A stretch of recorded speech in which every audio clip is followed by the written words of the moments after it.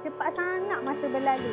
Rasa-rasa untuk tahun 1446 Hijrah yang lepas, berapa banyak dah kita menyumbang? Jom kita mula sekarang. Tahun baru kita mulakan dengan azam baru. Satu hari, satu sedekah. Tak kira lah berapa pun. RM1 ke, RM2 ke, RM5 ke.